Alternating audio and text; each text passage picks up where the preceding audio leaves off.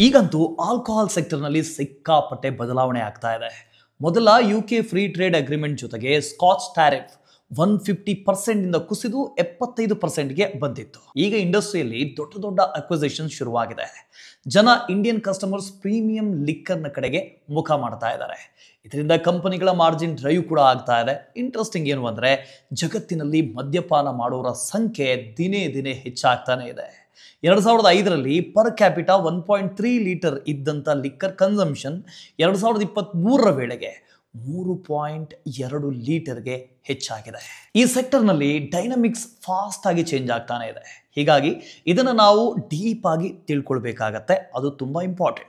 So 2 ಸ್ಟಾಕ್ಗಳ ಮೂಲಕ sector scenery ಹೇಗಿರುತ್ತೆ ಅನ್ನೋದರ ಬಗ್ಗೆ ಡೀಟೇಲ್ ಆಗಿ ಈ ವಿಡಿಯೋದಲ್ಲಿ ಹೇಳ್ತೀವಿ. ವಿಡಿಯೋವನ್ನು ಕೊನೆ ತನಕ ನೋಡಿ, ಮಿಸ್ ಮಾಡದೆ.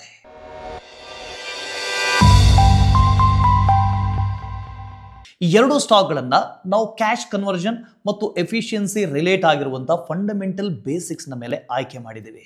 Like free cash flow to sale, asset turnover ಮತ್ತು ಇಂಟ್ರೆಸ್ಟ್ ಟರ್ನ್ ಓವರ್ ರೇಷಿಯೋ ಆಧಾರದ ಮೇಲೆ ಇದನ್ನ ಸೆಲೆಕ್ಟ್ ಮಾಡಿದ್ದೀವಿ. ಸೊ ನಮ್ಮ ಮೊದಲ ಸ್ಟಾಕ್ ಯುನೈಟೆಡ್ ಸ್ಪಿರಿಟ್ಸ್ ಲಿಮಿಟೆಡ್ ಇಂಡಿಯಾದ ಅತಿ ದೊಡ್ಡ ಸ್ಪಿರಿಟ್ ಕಂಪನಿ ಆಗಿದೆ. ನಮ್ಮ ದೇಶದ ಆಲ್ಕೋಹಾಲ್ ಇಂಡಸ್ಟ್ರಿಯಲ್ಲಿ ಮೇಜರ್ ಪಾತ್ರ ವಹಿಸುತ್ತೆ ಕೂಡ. ಭಾರತ ಸ್ಪಿರಿಟ್ ಉದ್ಯಮದಲ್ಲಿ ಯುನೈಟೆಡ್ ಅಂದಾಜು 23% ಮಾರ್ಕೆಟ್ ಶೇರ್ ಅನ್ನು ಹೊಂದಿದೆ.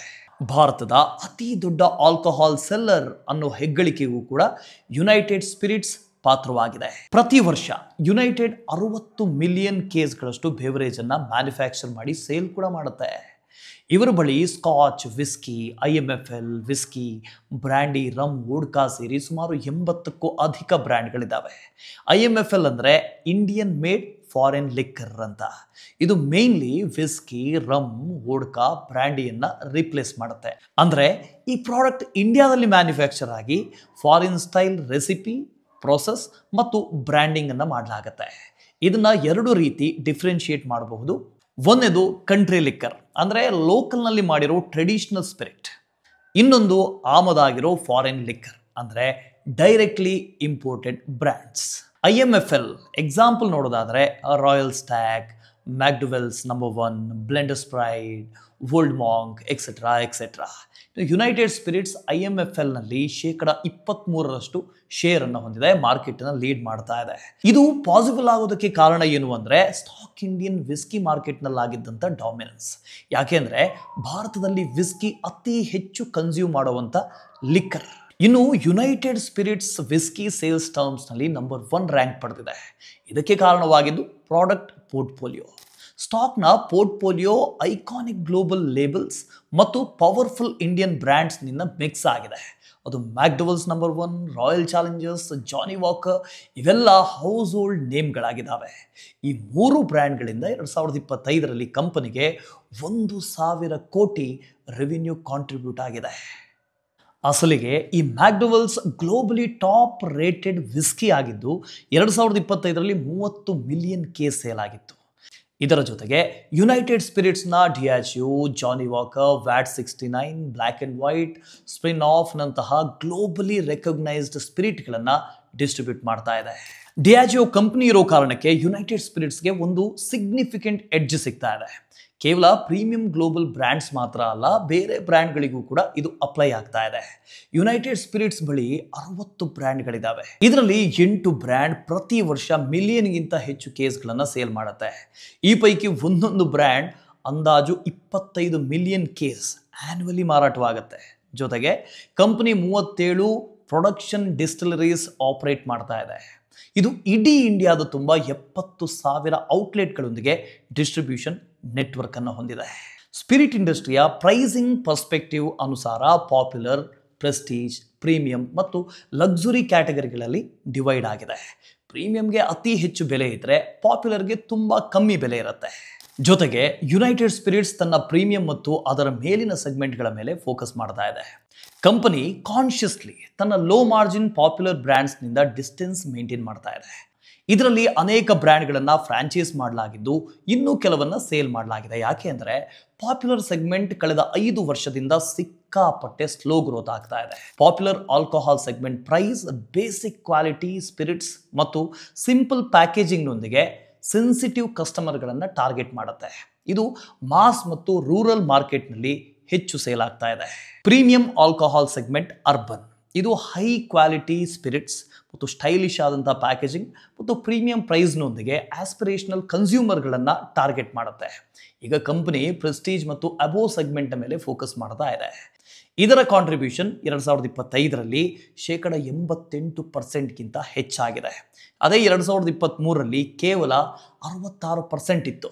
ಪ್ರೀಮಿಯಮನೈಸೇಷನ್ ಹೊರತುಪಡಿಸಿ USL ಇನ್ನೋವೇಷನ್ ಮತ್ತು ರಿನೋವೇಷನ್ ಮೇಲೆ ಬೆಟ್ ಮಾಡ್ತಾ ಇದೆ.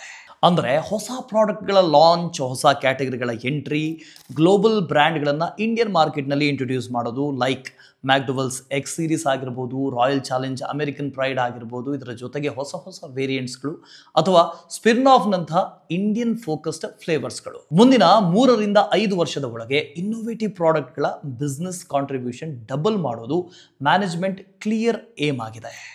ಇದೇ ಹೈ ಸಿಂಗಲ್ ಡಿಜಿಟ್ ರೇಂಜ್ನಲ್ಲಿ ಅಡಿಷನಲ್ ವಾಲ್ಯೂಮ್ ಡ್ರೈವ್ ಮಾಡಬೇಕು ಅಂತ ಮ್ಯಾನೇಜ್ಮೆಂಟ್ ಎಕ್ಸ್ಪೆಕ್ಟ್ ಮಾಡುತ್ತೆ.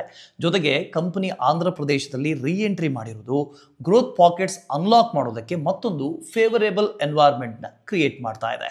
ಈಗ ಕಂಪನಿಯ ಫೈನಾನ್ಷಿಯಲ್ ಪರ್ಫಾರ್ಮೆನ್ಸ್ನ ನೋಡೋಣ. ಆರಂಭದಲ್ಲಿ ಮಾಡೆಸ್ಟ್ ಲ್ಯಾಗ್ ಅಂತ ಅನಿಸಿದ್ರು ಕೂಡ ಯುನೈಟೆಡ್ ಸ್ಪಿರಿಟ್ಸ್ 2025ರಲ್ಲಿ 4.8% ರೆವಿನ್ಯೂ ಗ್ರೋತ್ ರಿಪೋರ್ಟ್ ಮಾಡಿತ್ತು.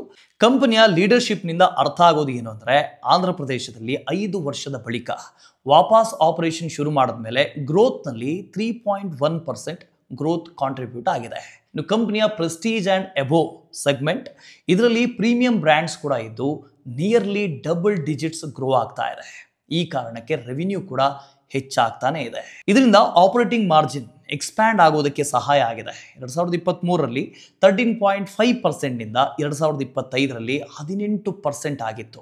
ಇದೇ ಕಾರಣಕ್ಕೆ ರೆವಿನ್ಯೂ ಕೇವಲ 4.8% ಹೆಚ್ಚಾಗಿದ್ದು, ನೆಟ್ ಪ್ರಾಫಿಟ್ 12.4% ಸರ್ಜ್ ತೋರಿಸಿ 1582 ಕೋಟಿ ತಲುಪಿದ್ದು, ಪ್ರಾಫಿಟ್ ರೆವಿನ್ಯೂಗಿಂತ ಬೇಗನೆ ಗ್ರೋ ಆಗ್ತಾ ಇದೆ. ಇನ್ನು ಕಂಪನಿ ಬಳಿ ಪ್ರೈಸಿಂಗ್ ಪವರ್ ಸ್ಟೋರಿ ಕೂಡ ಇದೆ. ಮ್ಯಾನೇಜ್ಮೆಂಟ್ ಮೆನ್ಷನ್ ಮಾಡಿದಂತೆ ನಿರಂತರವಾಗಿ 3 ವರ್ಷ ಸ್ಟ್ರಾಂಗ್ ಹೆಡ್ಲೈನ್ ಪ್ರೈಸಿಂಗ್ ಮಾಡಿದೆ. ಇನ್ನು ಬ್ಯಾಲೆನ್ಸ್ ಶೀಟ್ ನೋಡೋದಾದರೆ ಒಂದು ಕನ್ಸರ್ನಿಂಗ್ ಟ್ರೆಂಡ್ ತೋರಿಸ್ತಾ ಇದೆ. 2021 ಮತ್ತು 2025ರ ಆಸುಪಾಸಿನಲ್ಲಿ ಕಂಪನಿಯ ಸೇಲ್ಸ್ CAGR 10.35% ಗ್ರೋ ಆಗಿದ್ರು, ಕಂಪನಿಯ ಟ್ರೇಡ್ ರಿಸೀವಬಲ್ 11.81% CAGR ಹೆಚ್ಚಾಗಿದೆ. ಇದರ ಅರ್ಥ ಏನು ಅಂದರೆ, ಟ್ರೇಡ್ ರಿಸೀವಬಲ್ ಸೇಲ್ಸ್ಗಿಂತ ಹೆಚ್ಚು ಗ್ರೋ ಆಗ್ತಿದೆ ಅಂತ ಅರ್ಥ. ಕಂಪನಿಯ ಕ್ಯಾಶ್ ಫ್ರಮ್ ಆಪರೇಷನ್ಸ್ 74.15% ಇಂದ ಜಂಪ್ ಆಗಿ 1947 ಕೋಟಿ ತಲುಪಿದೆ. ಕಳೆದ ವರ್ಷಕ್ಕೆ ಹೋಲಿಸಿದ್ರೆ ಬೆಟರ್ ಟ್ರೇಡ್ ರಿಸೀವೇಬಲ್ಸ್ ಮ್ಯಾನೇಜ್ಮೆಂಟ್ನಲ್ಲಿ ಇದೊಂದು ಮ್ಯಾಸಿವ್ ಜಂಪ್ ಆಗಿದೆ. ಓವರ್ ಆಲ್ ಫಿನಾನ್ಷಿಯಲ್ಸ್ನಲ್ಲಿ ಪೋರ್ಟ್ಫೋಲಿಯೋ ಪ್ರೀಮಿಯಮನೈಸೇಷನ್ ಕಾರಣಕ್ಕೆ ಮಾರ್ಜಿನ್ ಎಕ್ಸ್ಪ್ಯಾನ್ಷನ್ ಆಗೋದರ ಜೊತೆಯಲ್ಲಿ ಹೆಲ್ದಿ ಗ್ರೋತ್ ಕೂಡ ಕಾಣೋದಕ್ಕೆ ಸಿಕ್ಕಿದೆ. ಈಗ ರಿಸ್ಕ್ ನೋಡೋದಾದ್ರೆ, company multiple legal and compliance ರಿಸ್ಕ್ನಲ್ಲಿ ಸಿಕ್ಕಾಕೊಂಡಿದೆ. ಎಕ್ಸಾಂಪಲ್ ಹೇಳೋದಾದ್ರೆ, ಪಾಸ್ಟ್ ಇಂಪ್ರಾಪರ್ ಟ್ರಾನ್ಸಾಕ್ಷನ್ಸ್ ಕಾರಣಕ್ಕೆ ಕಂಪನಿ ಮೇಲೆ ಒಂದು ಅಡಿಷನಲ್ ಎನ್ಕ್ವೈರಿ ಕೂಡ ನಡೀತಾನೆ ಇದೆ. ಈ ಎನ್ಕ್ವೈರಿಯಲ್ಲಿ ಗೊತ್ತಾಗಿದ್ದು ಏನು ಅಂದರೆ, ಕಂಪನಿ ಮತ್ತು ಸಬ್ಸಿಡರೀಸ್ನಿಂದ ಫಂಡ್ ಡೈವರ್ಟ್ ಮಾಡಿದ್ದಂಥ ಎಂಟಿಟೀಸ್ಗಳು non executive chairman doctor Vijay ಮಲ್ಯನಿಂದ ಅಫಿಲಿಯೇಟೆಡ್ ಆಗಿದ್ವು ಅಂತ. ಇನ್ನೊಂದು, ಇಡೀ ಆಲ್ಕೋಹಾಲ್ ಸೆಕ್ಟರ್ನಲ್ಲಿ ರೆಗ್ಯುಲೇಟರಿ ರಿಸ್ಕ್ ಫೇಸ್ ಮಾಡಬೇಕಾಗತ್ತೆ. ಇದರಿಂದ ಇನ್ವೆಸ್ಟರ್ಸ್ ಸರ್ಪ್ರೈಸ್ ಆಗ್ಬೋದು. ಯಾಕೆಂದರೆ ಈ ಸೆಕ್ಟರ್ ಹೈಲಿ ರೆಗ್ಯುಲೇಟೆಡ್ ಆಗಿದ್ದು ಸಿನ್ ಪ್ರಾಡಕ್ಟ್ ಅಂತಾನೆ ಪರಿಗಣಿಸಲಾಗ್ತಾ ಇದೆ. ಈಗ ನಮ್ಮ next company Radico Khaitan. Radico Khaitan limited 1943ರಲ್ಲಿ ಆಸ್ ರಾಂಪುರ್ ಡಿಸ್ಟಿಲರಿ ಕಂಪನಿ ಹೆಸರಿನಲ್ಲಿ ಎಸ್ಟಾಬ್ಲಿಷ್ ಆಗಿತ್ತು, ಆರಂಭ ಆಗಿತ್ತು. ಇದು ಭಾರತದ ಅತಿ ಪುರಾತನ ಮತ್ತು ಅತಿ ದೊಡ್ಡ Indian made foreign liquor manufacturing ಕಂಪನಿಗಳಲ್ಲಿ ಒಂದಾಗಿದೆ. IMFL ಸೆಗ್ಮೆಂಟ್ನಲ್ಲಿ ಇದರ ಮಾರ್ಕೆಟ್ ಶೇರ್ ಸುಮಾರು 7% ಇದೆ. ಈ ಕಂಪನಿ ಬಲ್ಕ್ ಸ್ಪಿರಿಟ್ ಸಪ್ಲೈಯರ್ ಮತ್ತು ಬಾಟಲ್ನಿಂದ ಟ್ರಾನ್ಸಿಷನ್ ಮಾಡಿ ಪ್ರಾಮಿನೆಂಟ್ IMFL ಪ್ರೊಡ್ಯೂಸರ್ ಆಗಿದೆ, focusing on brand development and operation scales. Primarily ಇದೊಂದು ವಿಸ್ಕಿ ಕಂಪನಿ ಆಗಿದ್ದು ಮೇಜರ್ ರೆವಿನ್ಯೂ ವಿಸ್ಕಿ ಇದಲ್ಲೇ ಬರುತ್ತೆ. ಆದರೆ ಜಿನ್ ಮತ್ತು ಬ್ರ್ಯಾಂಡಿಯಂತಹ ಬೇರೆ ಬೇರೆ ಲಿಕ್ಕರ್ನಲ್ಲೂ ಕೂಡ ಡೈವರ್ಸಿಫೈ ಮಾಡಲಾಗಿದೆ. ರ್ಯಾಡಿಕೋ ಖೈತಾನ್ ರೆವಿನ್ಯೂ ಸ್ಟ್ರೀಮ್ 2 ಆಲ್ಕೋಹಾಲ್ನಿಂದ ಬರುತ್ತೆ. First one Indian made foreign liquor.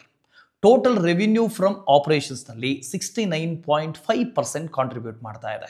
ಇದು ಕಂಪನಿಯ ಕೋರ್ ಬಿಸ್ನೆಸ್ ಆಗಿದ್ದು IMFL ಸೆಗ್ಮೆಂಟ್ನಲ್ಲಿ ಮಲ್ಟಿಪಲ್ ಪ್ರಾಡಕ್ಟ್ಗಳಿದ್ದು ಇದು ಮೊನೊಪೊಲೀಸ್ಗಳನ್ನು ಕ್ರಿಯೇಟ್ ಮಾಡೋದರ ಜೊತೆಗೆ ಕಂಪನಿಗೆ ಒಂದು ಒಳ್ಳೆ ಗ್ರೋತ್ ಕೂಡ ತರ್ತಾ ಇದೆ. ಇದರ Magic Moment vodka vodka market ಶೇರ್ನ 60% ಕ್ಯಾಪ್ಚರ್ ಆಗಿದೆ. ಇನ್ನು Morpheus brandy super premium brandy ಕ್ಯಾಟಗರಿಯಲ್ಲಿ 60% ಮಾರ್ಕೆಟ್ ಶೇರ್ನ ಕ್ಯಾಪ್ಚರ್ ಮಾಡ್ತಾ ಇದೆ. ಇನ್ನು ರಾಯಲ್ ರತುಂಬೋರ್ ವಿಸ್ಕಿ Q4ನ ಫಿನಾನ್ಷಿಯಲ್ ಇಯರ್ 2025ರಲ್ಲಿ 50% ಗ್ರೋತ್ ತೋರಿಸ್ತಾ ಇದೆ. ಆರ್ಮಿ ಕ್ಯಾಂಟೀನ್ ಸ್ಟೋರ್ಸ್ ಡಿಪಾರ್ಟ್ಮೆಂಟ್ ಇದರಲ್ಲಿ ಇನ್ಕ್ಲೂಡ್ ಆಗಿದೆ. ಇದು ಡಿಸ್ಟ್ರಿಬ್ಯೂಷನ್ನ ಇನ್ನಷ್ಟು ಸ್ಟ್ರಾಂಗ್ ಮಾಡಿದೆ. ಲಕ್ಸುರಿ ಮತ್ತು ಸೆಮಿ ಲಕ್ಸುರಿ ಪೋರ್ಟ್ಫೋಲಿಯೋ 2025ರಲ್ಲಿ ಅಂದಾಜು 340 ಕೋಟಿ ಕಾಂಟ್ರಿಬ್ಯೂಟ್ ಮಾಡಿದೆ. 2026ರಲ್ಲಿ 500 ಕೋಟಿಯ ರೆವಿನ್ಯೂ ಟಾರ್ಗೆಟ್ ಅನ್ನು ಕೂಡ ಇಟ್ಕೊಳ್ಳಲಾಗಿದೆ. ರೆಗ್ಯುಲರ್ ಮತ್ತು ಬೇರೆ ಬ್ರ್ಯಾಂಡ್ಗಳು ಈ ಸೆಗ್ಮೆಂಟ್ ಮಾಸ್ ಮಾರ್ಕೆಟ್ನ IMFL ಪ್ರಾಡಕ್ಟ್ಸ್ ಇನ್ಕ್ಲೂಡ್ ಮಾಡುತ್ತೆ. ಕಂಪನಿ ಸ್ಟ್ರಾಟಜಿಕ್ ಆಗಿ ವಾಲ್ಯೂಮ್ಸ್ ರ್ಯಾಷನಲೈಸ್ ಮಾಡಿದ್ದು ಪ್ರಾಫಿಟೇಬಲ್ ಇರೋ ಕಡೆ ಮಾತ್ರ ಸೇಲ್ ಮಾಡಲಾಗುತ್ತೆ. ಈಗ ನಾನ್ IMFL ಸೆಗ್ಮೆಂಟ್ನ ಬಗ್ಗೆ ನೋಡೋದಾದ್ರೆ ನಾನ್ IMFL ಸೆಗ್ಮೆಂಟ್ನಿಂದ 1479 ಕೋಟಿ ರೆವಿನ್ಯೂ ಕಾಂಟ್ರಿಬ್ಯೂಟ್ ಆಗಿದೆ. ಟೋಟಲ್ ರೆವಿನ್ಯೂ ಫ್ರಮ್ ಆಪರೇಷನ್ಸ್ನ 30.5%. ಈ ಸೆಗ್ಮೆಂಟ್ನಲ್ಲಿ primarily country liquor sales include ಆಗಿದೆ. ರ್ಯಾಡಿಕೋ ಖೈತಾನ್ನ ಕಂಟ್ರಿ ಲಿಕ್ಕರ್ ಬಿಸ್ನೆಸ್ ಎಕ್ಸ್ಕ್ಲೂಸಿವ್ಲಿ ಉತ್ತರ ಪ್ರದೇಶದಲ್ಲಿ ಆಪರೇಟ್ ಮಾಡಲಾಗುತ್ತೆ. ಇದು ಬೇಸಿಕಲಿ ಕಂಪನಿಯ ಪ್ರಾಡಕ್ಟ್ ಪೋರ್ಟ್ಫೋಲಿಯೋ ಆಗಿದೆ. ಇನ್ನು ಕಂಪನಿಯ ಗ್ರೋತ್ ಸ್ಟ್ರಾಟಜಿ ಪ್ರೀಮಿಯಂ ಮತ್ತು ಲಕ್ಸುರಿ ಪ್ರಾಡಕ್ಟ್ಸ್ ಡೆವಲಪ್ ಮಾಡೋದು ಹಾಗೂ ಲಾಂಚ್ ಮಾಡೋದರ ಮೇಲೆ ರಿವಾಲ್ವ್ ಆಗಿದೆ. ಪ್ರೆಸ್ಟೀಜ್ ಅಂಡ್ ಅಬೋವ್ ಸೆಗ್ಮೆಂಟ್ನ ರೆವಿನ್ಯೂ ಕಾಂಟ್ರಿಬ್ಯೂಷನ್ 2019ರಲ್ಲಿ 28% ನಿಂದ ಗ್ರೋ ಆಗಿ 2025ರಲ್ಲಿ 46% ಆಗಿತ್ತು. ಮೊದಲ 15 ವರ್ಷದಲ್ಲಿ ಲಾಂಚ್ ಮಾಡಿದ್ದ ಬ್ರ್ಯಾಂಡ್ಗಳಲ್ಲಿ ಹೆಚ್ಚು ಪ್ರೀಮಿಯಂ ಕ್ಯಾಟಗರಿಗೆ ಸೇರಿದ್ವು ಮತ್ತು ಲಕ್ಸುರಿ ಮತ್ತು ಸೆಮಿ ಲಕ್ಸುರಿ ಸೆಗ್ಮೆಂಟ್ನಲ್ಲಿ ಫಿನಾನ್ಷಿಯಲ್ ಇಯರ್ 2026ರ ತನಕ 500 ಕೋಟಿಯ ನೆಟ್ ಸೇಲ್ಸ್ ಕ್ರಾಸ್ ಮಾಡೋದು ಕಂಪನಿಯ ಗುರಿಯಾಗಿದೆ. ಟಾಪ್ ಲೈನ್ನಿಂದಲೇ ನೋಡೋದಾದ್ರೆ ಆಪರೇಷನ್ಸ್ ರೆವಿನ್ಯೂ 10.4% ಗ್ರೋ ಆಗಿ 15,484 ಕೋಟಿಯಿಂದ 17,099 ಕೋಟಿ ಆಗಿದೆ. ಇದಕ್ಕೆ ಗ್ರೋತ್ ವಾಲ್ಯೂಮ್ಸ್ ಇನ್ಕ್ರೀಸ್ ಆಗಿರೋದೇ ಕಾರಣ. ಇನ್ನು ಕಂಪನಿಯ ಲಕ್ಸುರಿ ಪೋರ್ಟ್ಫೋಲಿಯೋ 340 ಕೋಟಿ ತನಕ ತಲುಪಿ 34% ಗ್ರೋ ಆಗಿದೆ. ನೆಟ್ ಪ್ರಾಫಿಟ್ 31.8% ನಿಂದ ಜಂಪ್ ಆಗಿ 346 ಕೋಟಿ ತನಕ ತಲುಪಿದೆ. ನೆಟ್ ಪ್ರಾಫಿಟ್ ಮಾರ್ಜಿನ್ ಇಂಪ್ರೂವ್ ಆಗಿದೆ. 1.69% ನಿಂದ 2.2% ಆಗಿದೆ. ಈ ಮಾರ್ಜಿನ್ ಕಬಳಿಸೋದು ಎಕ್ಸೈಸ್ ಡ್ಯೂಟಿಯ 12,247 ಕೋಟಿ. ಟೋಟಲ್ ರೆವಿನ್ಯೂನಲ್ಲಿ 71.6% ಇದೆ. ಇದು 7.8% ಗ್ರೋ ಆಗಿತ್ತು. ಇದರಲ್ಲಿ ಮೇಜರ್ ರೀಜನಲ್ ಸ್ಟೋರಿ ಕೂಡ ಇದ್ದು ಆಂಧ್ರ ಪ್ರದೇಶ ತನ್ನ ಲಿಕ್ಕರ್ ಡಿಸ್ಟ್ರಿಬ್ಯೂಷನ್ ರೂಲ್ಸ್ ಚೇಂಜ್ ಮಾಡಿದೆ. ಜೊತೆಗೆ ರ್ಯಾಡಿಕೋ ಬ್ರಿಲಿಯಂಟ್ಲಿ ಕ್ಯಾಪಿಟಲೈಸ್ ಮಾಡಿದ್ದು ಇದರ ಮಾರ್ಕೆಟ್ ಶೇರ್ ಫಸ್ಟ್ ಹಾಫ್ನಲ್ಲಿ 10% ಜಂಪ್ ಆಗಿ Q4ನಲ್ಲಿ 23% ಆಗಿತ್ತು. ಇನ್ನು ಬ್ಯಾಲೆನ್ಸ್ ಶೀಟ್ ನೋಡಿದ್ರೆ ಕಂಪನಿಯ reserves 13.3% year on year growth ಕಾಣಿಸ್ತಾ ಇದೆ. ಸ್ಟಾಕ್ ತನ್ನ ಬ್ಯಾಲೆನ್ಸ್ ಶೀಟ್ನ ಡೆಲಿವರೇಜ್ ಮಾಡಿದ್ದು 289 ಕೋಟಿಯಿಂದ 154 ಕೋಟಿಗೆ ಕಡಿಮೆ ಆಗಿದೆ. ಈಗ ಕ್ಯಾಶ್ ಫ್ಲೋನ ಬಗ್ಗೆ ಮಾತಾಡೋಣ. ಕಂಪನಿಯ ಕ್ಯಾಶ್ ಫ್ಲೋ ಆಪರೇಷನ್ಸ್ 118.67% ಜಾಸ್ತಿಯಾಗಿ 363 ಕೋಟಿಗೆ ರೀಚ್ ಆಗಿದೆ. ನೆಟ್ ಪ್ರಾಫಿಟ್ನಿಂದ ಕ್ಯಾಶ್ ಫ್ಲೋಗೆ ಕನ್ವರ್ಟ್ ಆಗುವಂಥ ಟ್ರೆಂಡ್ ನೋಡಿದ್ರೆ ಮೀಡಿಯನ್ ವ್ಯಾಲ್ಯೂ 1.09% ಇದೆ. ಇದು ಒಂದು ಹೆಲ್ದಿ ಕನ್ವರ್ಷನ್ ಅಂದ್ರೂ ತಪ್ಪಾಗೋದಿಲ್ಲ. ಇನ್ನು ಮ್ಯಾನೇಜ್ಮೆಂಟ್ ಕಾಲ್ನಲ್ಲಿ ಕಂಪನಿ ಕೆಲವು ಹೊಸ ಅಪ್ಡೇಟ್ಸ್ ಮಾಡಿದ್ದು 2026ರಲ್ಲಿ 2 ಲಕ್ಸುರಿ ಬ್ರ್ಯಾಂಡ್ಸನ್ನು ಲಾಂಚ್ ಮಾಡುವಂಥ ಯೋಚನೆ ಇದೆ. ಜೊತೆಗೆ ಫಸ್ಟ್ ಹಾಫ್ನಲ್ಲೇ ಒಂದು ಸೂಪರ್ ಪ್ರೀಮಿಯಂ ವಿಸ್ಕಿ ಕೂಡ ಬರ್ತಾ ಇದೆ. ಈ ಮೂಲಕ ಕಂಪನಿಯ ಲಕ್ಸುರಿ ಪೋರ್ಟ್ಫೋಲಿಯೋವನ್ನು 340 ಕೋಟಿಯಿಂದ 500 ಕೋಟಿಗೆ ಗ್ರೋ ಮಾಡುವುದು ಗುರಿ ಇಟ್ಕೊಂಡಿದೆ. ಇನ್ನು ಮ್ಯಾನೇಜ್ಮೆಂಟ್ ಹೇಳಿದಂತೆ 2026ರಲ್ಲಿ ಪ್ರೆಸ್ಟೀಜ್ ಆ್ಯಂಡ್ ಎಬೋ ಕ್ಯಾಟಗರಿಯಲ್ಲಿ 15% ಆ್ಯಂಡ್ ಎಬೋ ಗ್ರೋತ್ ಮತ್ತು EBITDA ಮಾರ್ಜಿನ್ನಲ್ಲಿ 100 ಬೇಸಿಸ್ ಪಾಯಿಂಟ್ಸ್ ಇಂಪ್ರೂವ್ಮೆಂಟ್ ಎಕ್ಸ್ಪೆಕ್ಟ್ ಮಾಡ್ತಾ ಇದೆಯಂತೆ. ಸೊ ಇದಾಗಿತ್ತು ಆಲ್ಕಹಾಲ್ ಇಂಡಸ್ಟ್ರಿಯಲ್ಲಿರೋ 2 ದೊಡ್ಡ ಕಂಪನೀಸ್ಗಳ analysis. United Spirits mostly whisky ಮೇಲೆ ಕಾನ್ಸಂಟ್ರೇಟ್ ಆಗಿದೆ. ರ್ಯಾಡಿಕೋ ಖೈತಾನ್ ಸ್ವಲ್ಪ ಡೈವರ್ಸಿಫೈಡ್ ಪೋರ್ಟ್ಫೋಲಿಯೋಗಳನ್ನು ಇಟ್ಕೊಂಡಿದೆ. ಈ ಆಲ್ಕಹಾಲ್ ಇಂಡಸ್ಟ್ರಿಗೆ ಹೆಚ್ಚಿನ ರೆಗ್ಯುಲೇಷನ್ಸ್ ಹಾಗೂ ಟ್ಯಾಕ್ಸ್ ಚೇಂಜಸ್ ಕೂಡ ಫ್ರೀಕ್ವೆಂಟ್ಲಿ ಆಗ್ತಾನೆ ಇರುತ್ತೆ.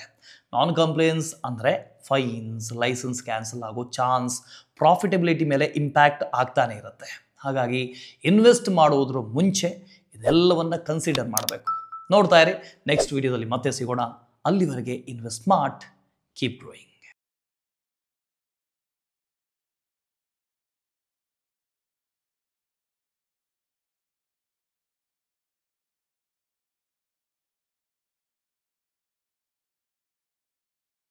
Investment in securities market are subject to market risks. Read all the related documents carefully before investing. Please read the risk disclosure documents carefully before investing in equity shares, derivatives, mutual fund, and or other instruments traded on the stock exchanges.